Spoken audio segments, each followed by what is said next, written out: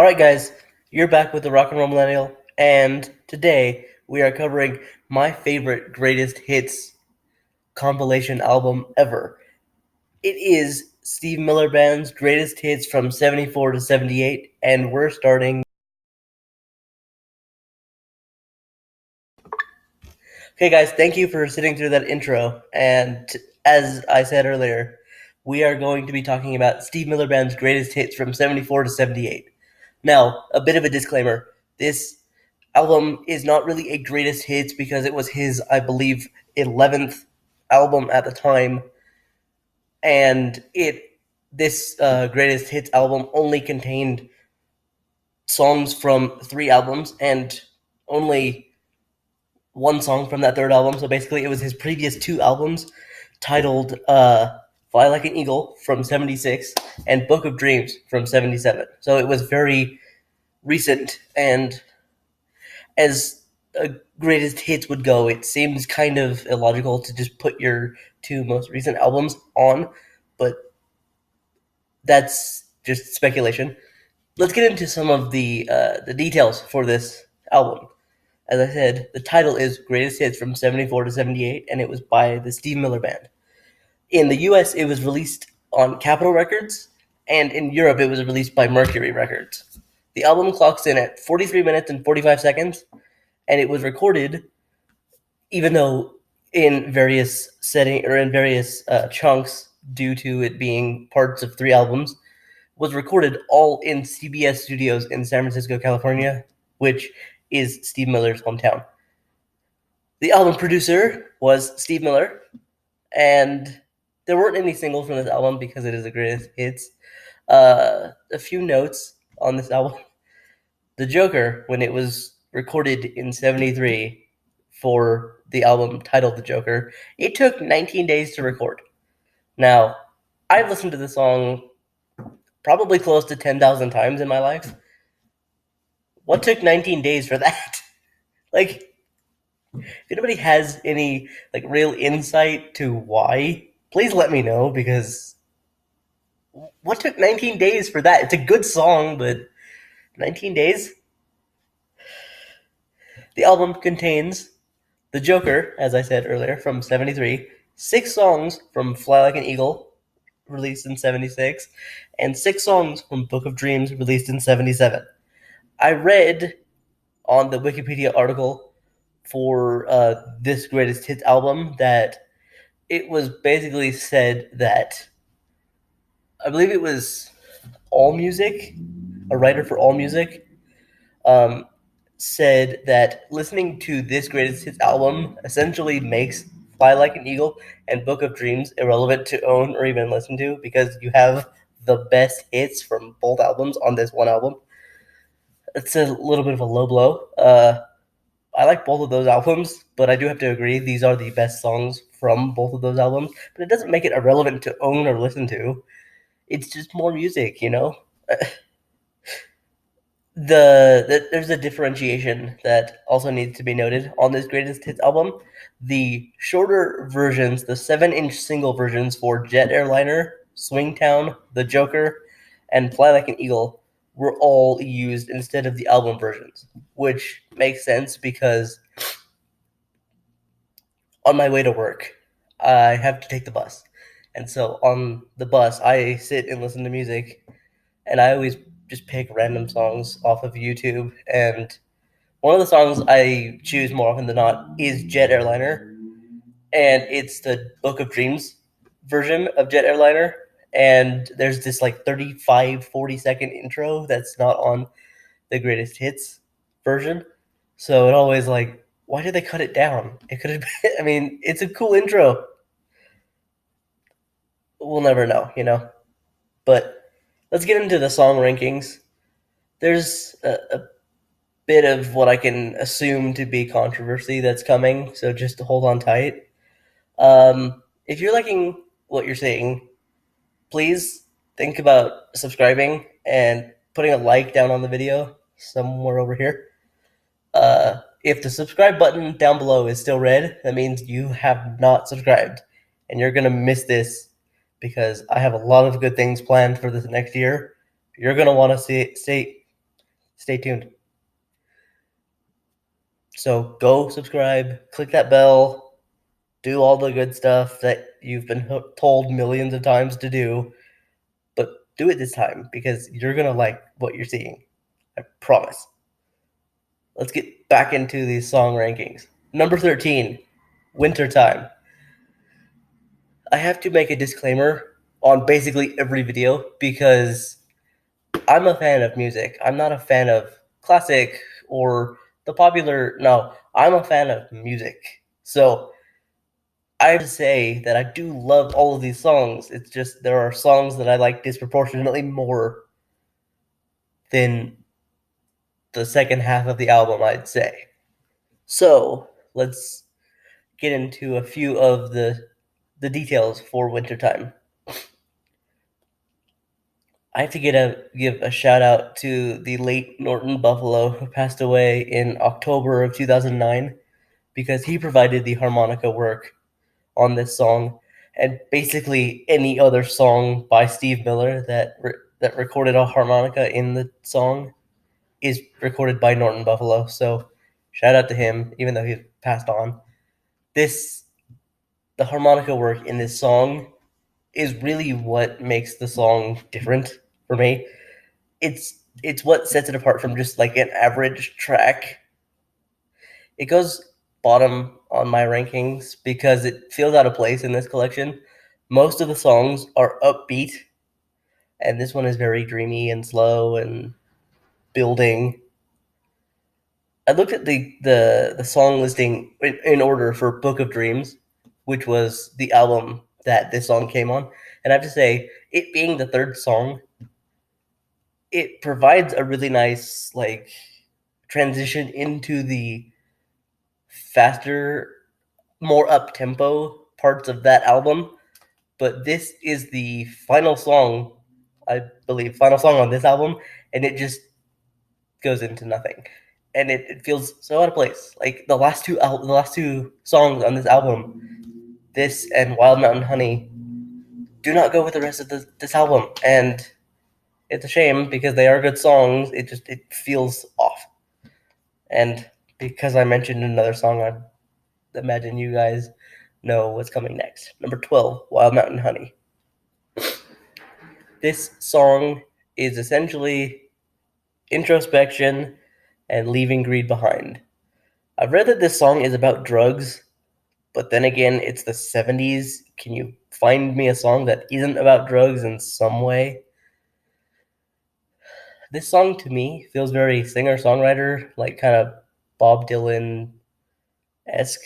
I mean, it doesn't sound like Bob Dylan, but that's the vibe I get whenever I hear this song. It doesn't really have any of the characteristics that I enjoy about Miller's discography. So like high tempo and just like intricate strumming patterns and like blues guitar work. This song is very sparse.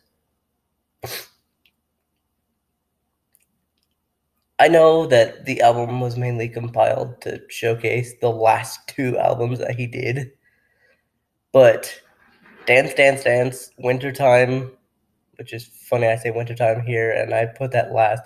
And Fly Like an Eagle could have easily rounded out the album with the slower tempo songs.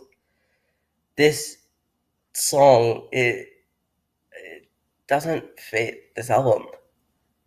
But moving on to number 12, Dance Dance Dance.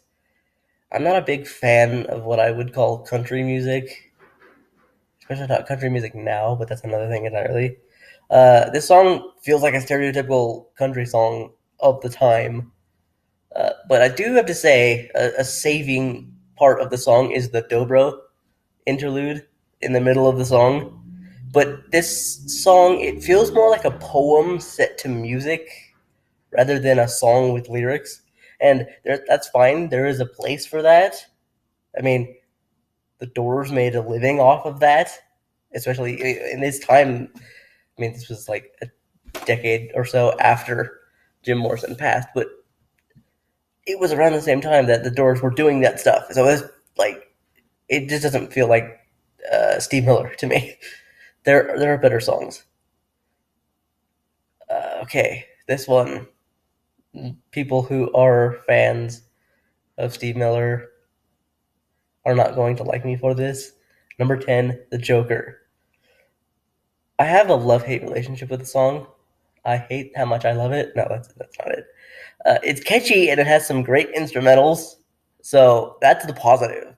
The negatives, it's so goofy. Like, and I'm partially, thinking about the cover of the single for this song. Like, if you guys haven't seen that, I'll find a picture of it and link it in the description, or you can just search it up on Google yourself. It's so weird. Like, it doesn't even go. Like, it's Steve Miller's probably his most well-known song, and I think it's just well-known because it's weird. And that's unfair because there are so many better songs. Dude's been making music for almost 60 years. There's something that you'll like more than the Joker, and there are plenty more that I like ahead of the Joker. So that I say this in every album review, I know, but it's still true. It kind of makes me a hipster that I don't like these popular songs as much as the less popular songs. But I think that's kind of why you're watching, and that's definitely why I'm making these videos because it's like not everyone likes the same songs, and I really want to get your opinion of it too. So if you want, just pause the video right now, tell me your opinion of the song, and then come back and hear the rest of my take on this album. And don't forget to subscribe because I know if you're still watching, you like what I'm doing. So stay tuned. And if you're back from doing that comment that I told you to do, you're going to know that number 9 is True Fine Love. This song feels rushed. The intro guitar feels like off tempo to me, and like I just might not be getting the meter of the song, but it feels weird. This song, it feel like it was like this was in the recording process for Book of Dreams. This is the album it eventually ended up on. It was like, oh yeah, we need like 3.5 minutes of more music. Can you do that? And then like this song came out. I can't vouch that that's actually what happened. It just feels that way.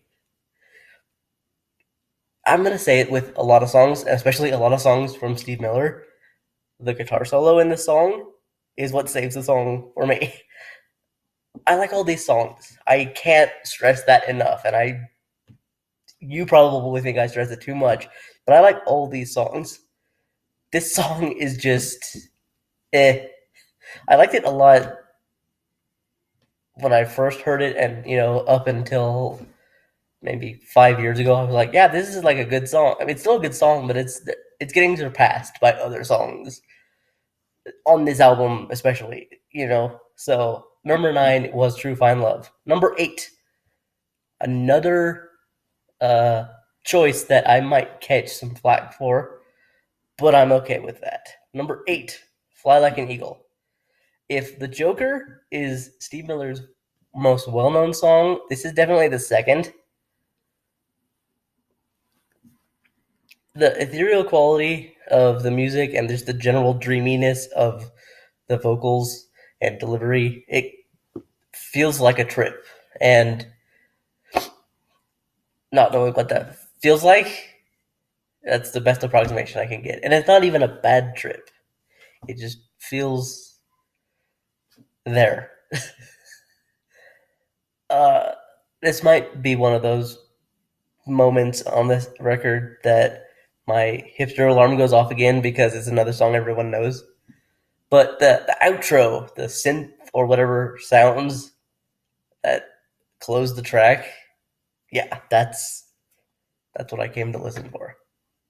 And the fact that this goes into Threshold on the album, which is just like just over a minute of instrumental and just noise that flow into another track. It's a great section of the album. By itself, it's a little bit less exciting for me because I hear it and I've listened to it forever. Okay, number 7, Take the Money and Run. To me, the story is essentially about Bonnie and Clyde. If Bonnie and Clyde had survived, what could be better than that? This is a weird correlation, but for those of you who watch and enjoy the TV show Friends, you know the intro where you have to clap along. I feel like this song kind of goes under the same characteristic, even though it was created 20 years before the show. You have to clap along. It's I think it's written in their contract that you have to clap along to the song. They must get some royalties off of that too. Okay, that's a joke. Tell me in the comments below if that was a funny joke or not. Chances are it wasn't, but we'll see. It's a cool song. The clapping, I love. And I have a really interesting memory to share here that I don't think I shared earlier. This album is the first album I remember listening to as a kid. I was like 3 years old, and it was summer. I want to say it was July of '99. Yeah, I'm young. You can tell me that in the comments below. And I just remember being out in my backyard with my family and our neighbors, and we were having a barbecue, and this album was playing. So this is like one of my favorite albums because it's the first album I remember listening to. But let's get back into the review. Number 6, Jungle Love.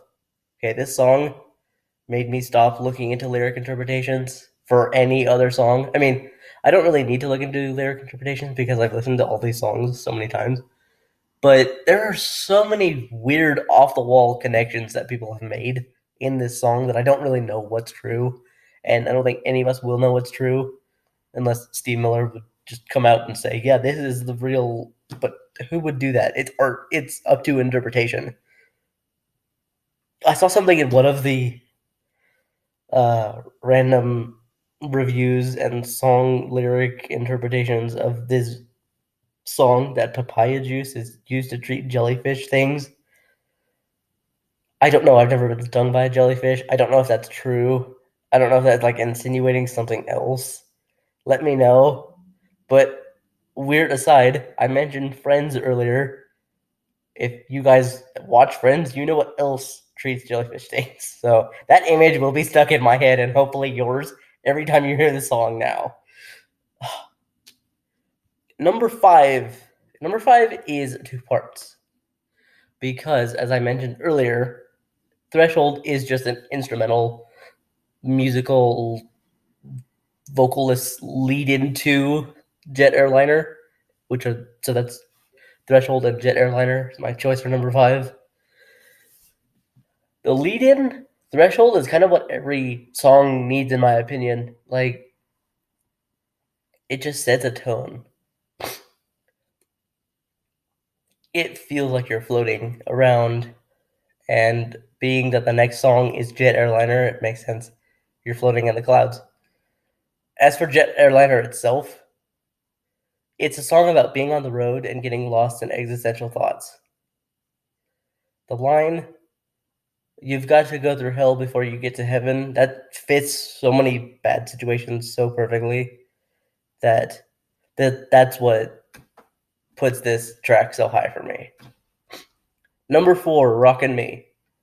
If any of you watched my Boston album review, which if you haven't, you should. It's good. You'll like it around the same time, you know. And if you like this music, you'll like pretty much anything that I've done so far. I hope. Let me know, please. But if you saw the Boston review video I did, you'll remember that I mentioned I remember hearing More Than a Feeling in a commercial when I was young, and that's kind of what made it so low on my particular ranking for that album. This song, Rockin' Me, is something that I remember being in a Wrangler jeans commercial, and I had to look it up before I did this video, and just to make sure that I wasn't going crazy. And I found the exact video. It's from 2003. So, yes, I remember that. And so those two things, this song and that commercial, they're just so linked in my own mind, and that is a positive for this song for me, unlike the Boston more than a feeling connection. Okay, we're getting into the top three. Number three, Swingtown. Okay, this is the song that opens this album. I believe this is from Book of Dreams. Let me know in the comments. I might have gotten that wrong. This is the first song in that memory that I told you about that I have of this album. This is the song that I most remember being connected to that memory because this is the first song on the album. So this is the first song I heard, and every time I hear this song, I think back to that memory. Uh, as in most cases that you'll find for me, the drums and the vocals are what catch me in this song. There's also a great guitar solo in this song. It's a cool song. It is the 70s for me, especially in the soft rock side. I know this is just opening a greatest hits, and so it's not really setting a specific tone like it would for any other album, but it does its job. It's a really good, catchy introduction. So if you've never heard this band, it might be the best opener that I could choose to put on an album. So definitely give it a listen. Number two, okay, number two and number one. If you guys have heard this album, you'll know what they are. If you disagree down below, let me know because I'd really like to hear your interpretation. But number two is The Stake. This is the most bluesy song on the album by far, which I think is interesting because Steve Miller, in his roots, is a blues guitarist. I mean, for those of you that don't know, Steve Miller's father was, I believe, a chiropractor, and one of his patients when Steve was growing up was Les Paul, who is a guitar like god, created one of the most iconic guitars of all time, and I believe he lived to be like 98. So Steve Miller, as a child, got guitar lessons from Les Paul. You can't get any better than that, in my opinion. So the fact that this song just highlights where he got his start, it's what makes me like it so much. And the grittiness and distortion of the guitar in the song and the totally surreal story of the song in the vocals that I don't think has any particular one meaning. It's perfect. It's a great song. I shouldn't say perfect because nothing's perfect, but it's a great song. And number one, okay, if you've listened this far, thank you for watching because I know it's we're going on 25 minutes. Thank you for watching, and please please go down in the comments below and tell me what you want the next album to be that I cover. Uh, Thank you again. Number one, Serenade. This is the greatest song I've ever heard from Steve Miller. There was no two ways about that for me. The drum intro leading into the guitar riff, so smooth, so perfect. The vocal quality and the effects put on the vocal track makes you feel as if you're lost in space, which is funny because I didn't intend that when I was writing the script, but that's actually one of the lines in the song. Just hearing it out in speakers is perfect. If you have good headphones, putting those on and listening is another thing entirely. In some cases, there are words that can help you describe why your favorite song is your favorite song, but for me, since this is my favorite song on this album, I can't explain it. This was my very first favorite song, going back to that memory I have. this is the song that I would listen to time after time after time. And even though it's been surpassed by other songs in the 21 years since that moment of, this is a great song, but this is the greatest song. Serenade, in my opinion, is no longer the greatest song because there are other songs that I've heard just in the sheer time that I've taken to listen to music. But this is the top spot for this album, and it's not changing. It hasn't changed in 20 years for me. I don't think it will change ever. I hope it doesn't. It's perfect. Okay, guys, you made it to the end of another video. And I'm trying to get these to be shorter because I don't want you to have to sit for 40 minutes just talking. Listen to me talk, ramble on. Led Zeppelin reference for you guys. But you've made it to the end. Thank you again.